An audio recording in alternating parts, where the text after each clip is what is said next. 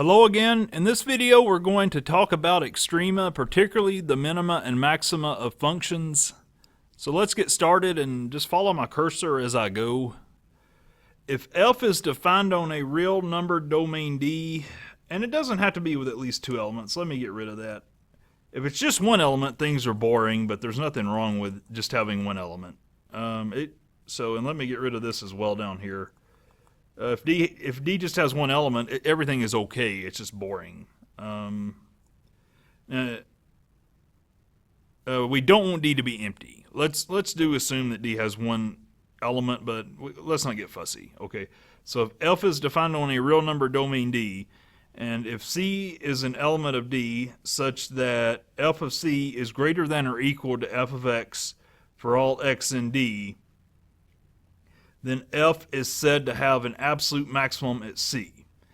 So, basically, C is in D, so we don't have to worry about D being empty. And second off, well, what does this mean? F of C is at least as big as F of X for any other X that might be in D. So F of C is going to be called an absolute maximum. He's the biggest guy that we can find. And notice that well, Jason, what if everybody's as big as F of C? What if for any X, F of X equals F of C for all X? That's okay. Then everybody is an absolute maximum. That's boring, but that can happen. And if D just has one element, well, that very boringly happens. Now, if D has a billion elements or an infinity elements, and if everybody equals F of C in that scenario, then, well, we have a whole bunch of absolute maxima. We like it better when we have something not that boring, though. We like scenarios that are not that boring. But those boring scenarios can happen. They don't always happen, but they can. Okay, but anyway, now D will not be empty, keep in mind. And again, C in D covers us, and we don't have to worry. That precludes D from ever being empty. Okay, so thank goodness, D is not empty. Okay, now let's go down here. If F is defined on a real number domain D, and if C is in D, an element of D such that, again, D won't be empty. We've covered that. Such that F of C is no bigger than F of X for any X in D, then F is said to have an absolute minimum at C. Sure, because for any X, for any other X that might be in D, F of X is going to be as big or bigger than F of C, so F of C is our tiny element. Or relatively speaking, it's going to be no bigger than F of X for any other X that might be in D. Of course, if F of C is the only guy in town, he is both. If D is just a one number domain, if D just has one element, F of C is at the same time the absolute min and absolute max, and that's very boring, though. In general, we're hoping D is not one element, but that can happen. There's nothing wrong with it. It's just boring. Now, if D has more than one element, well, you know what? Even if D does have more than one element, if everybody equals F of C, then it's still true that F of C is the absolute max and absolute min. If all the F of X's equal F of C, then everybody is the absolute max and absolute min. But again, that's boring. Usually we deal with cases that are much more interesting than that case. Most of the time, we have situations that are more flavorful than that, or colorful. So those are the boring cases. But anyway, those can happen. So but anyway, usually we have, a lot of times we'll have D have an infinity of elements, and F of X will have an infinitude of different values in general, a lot of the time. Not always, but a lot of the time. And there'll be a whole wide variety of F of X values, an infinite variety, and F of C will be less than an infinitude of F of X's, and he'll be the smallest guy in town, so to speak, or the smallest element in town. So that'll be a much more interesting scenario. Okay, just letting you guys know about what can happen. let's go down here. If A, C, and B are real numbers such that A is less than C, which is in turn less than B, and furthermore, if f is a function defined on a domain D, which is a superset of AB, now, and the possibility does exist that D is equal to AB, but that's not promised, okay? But anyway, such that f of C is greater than or equal to f of X for all X in AB, then f is said to have a local maximum at C. Notice, not absolute though. F of C is the biggest guy in a part of town, but not the whole town. So f of C is as big or bigger than f of X for X just in this open interval, but for not necessarily for all X in the domain D. Oh, so we're local maximum. Okay. And notice that,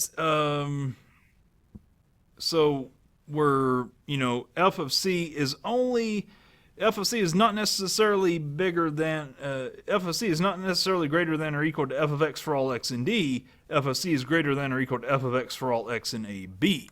Okay, so local maximum. And in a similar fashion, in an analogous vein, we have the local minimum. We replace greater than or equal to with less than or equal to here with local minimum. Okay, well, if A is less than B and if f is a continuous function defined on the closed interval AB, and it is important that this interval is closed, then there exists a number p in the closed interval AB and another number q in the closed interval AB. Well, I don't necessarily, as far as these numbers being distinct, let's not make that promise. Usually they will be, but let's not make that promise, okay? But there'll exist numbers p and q in this closed interval AB such that f of p is less than or equal to f of X, which is less than or equal to f of Q for all X in AB. We call this statement the extreme value theorem. And notice it's important that f be a continuous function because weird things can happen if f is not continuous. The promise is lost. You don't necessarily know anymore if f is not continuous. Strange things might happen. But if f is continuous, you're good to go. And p and q will usually be distinct, but let's not make any promises about that either. Let's play a little bit conservatively about that as well. So this is called the extreme value theorem. In other words, you'll have a p, such, as long as f is continuous, you'll have a p such that f of p is the biggest guy in town. And you'll have a q such that you'll have a p such that f of p is the smallest person in town. And you'll have a q such that f of q is the biggest person in town. Okay, in the positive sense. Let me put it like this. You'll have a p such that f of p is the most negative person in town. Or f of p is the most negative person in town. And you'll have a q such that f of q is the most positive person in town. And if x is any other x in the domain of f, then f of x it'll either be one of those, or if he's not, he'll be somebody in between. So that's the extreme value theorem. If f is defined at, that's x equals c, but I just put c for short. And so if f is defined at c, and either f prime of c equals 0 or does not exist, undefined that is, then c is said to be a critical point of f. Now guys, keep in mind, f needs to be defined at c. That's just as important as anything, okay? Keep that in the back of your mind, all right? Now this is that's what it means to be a critical point of f, all right?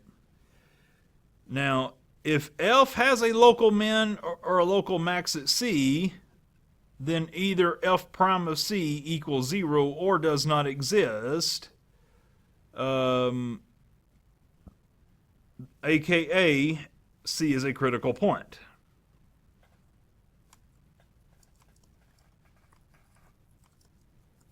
Okay, now I don't promise that the converse is true though.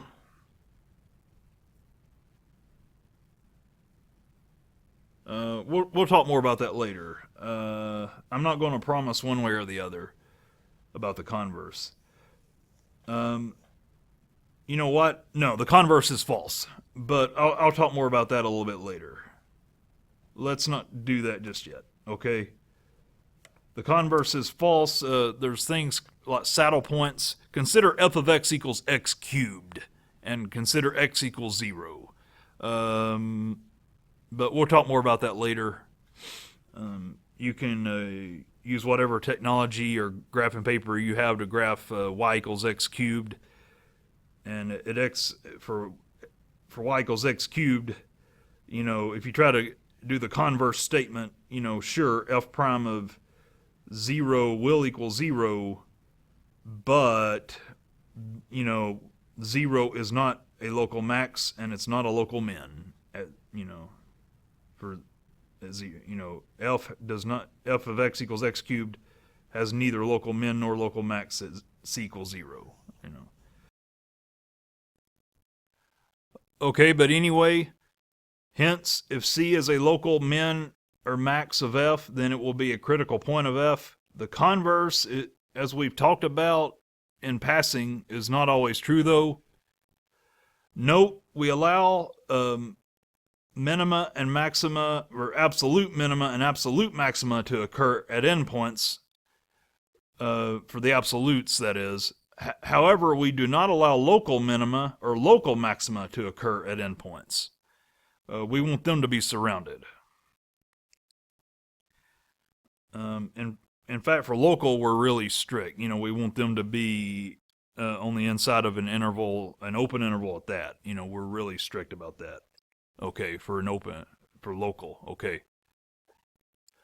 But anyway, consider f from the reals to the reals such that f of x equals the cube root of x, aka x to the 1/3 power.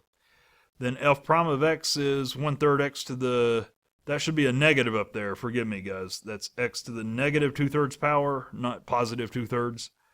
And I'll save that in editing. And as such, f prime of 0 will fail to exist because we'd get division by, if I plug 0 in right here, we'd divide by 0 because it'd be 0 to a negative power.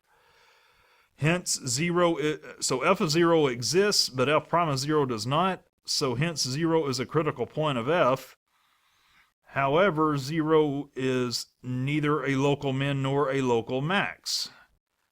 Because the reason why is if you graph f of x equals x to the 1/3, if you input positive numbers for f of x equals x to the 1/3, you get positive output. If you input negative numbers, you get negative output.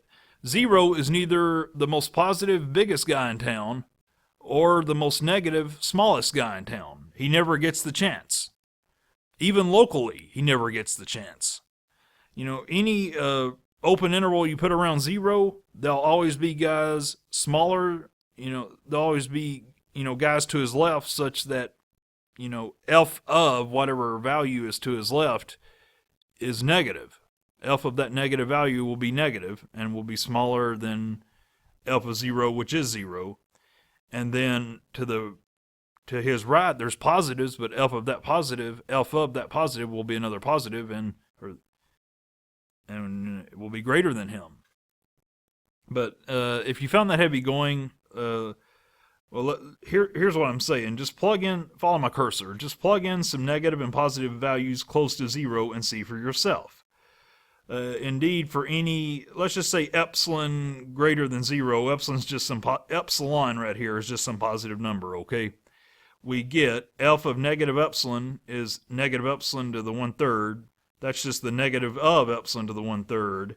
That's less than 0. So if I throw in any negative number to the immediate left of 0, I get some other negative number, and the cube root of the original. And if I throw in the positive, I get some positive number. So 0 is neither the smallest or the biggest guy in town, or, you know, f of 0, which is 0, is neither the smallest nor the biggest guy in town. 0 can't win the battle here as far as being a local min or a local max, let alone absolute. You know, hence the function outputs negative numbers when outputs positives when inputted with or outputs positives when inputted with positives, outputs negatives when inputted with negatives. And save that in the editing. But yeah, so 0 is neither. Some people call 0 a saddle point. I'm not going to do that just yet. I think you could call 0. Don't hold me to that. Let's not do that. But I think some people, if my memory serves me correctly, call 0 a saddle point. Let's not go there right now. Let's just hold off on that, okay? But let's move on. That's not pertinent to the lesson, okay? Consider a function from the reals to the reals such that f of x equals x squared. That's the parabola as you know it, the classic standard parabola. Observe that f of x is greater than f of 0 for all x in the non-zero reals, okay? As such, f has an absolute min and a local min at x equals 0. And this min is f of 0 equals 0, okay? There is evidently no absolute maximum as f gets arbitrarily large in the positive sense. That's as x gets large in either direction. Can't type. Note also that the derivative exists everywhere in the reals and that f prime of x equals 2x and that f prime of x equals 0 if and only if x equals 0. Hence, if f has a local max at all, it would be at x equals 0. But we already know that f has a local minimum, not maximum, at 0. Hence, f has no local maximum either. So as far as having any type of maximum, f of x equals x squared is out of luck. There's none to be found at all.